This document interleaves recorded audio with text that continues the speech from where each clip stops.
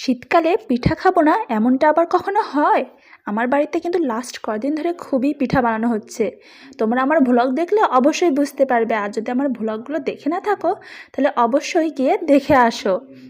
তো প্রতিদিনই আমার বাসায় কিছু না কিছু পিঠা চলছে।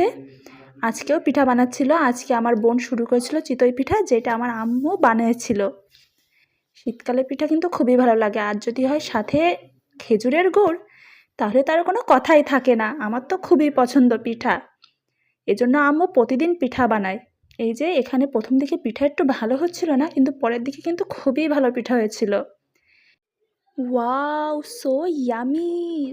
এক হাঁড়ি রসের পিঠা করেছে। আমি তো খাওয়ার জন্য একদম উঠে পড়ে লেগেছি।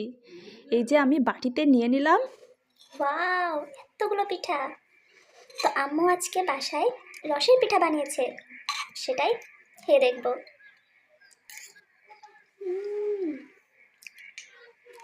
খুবই মজা।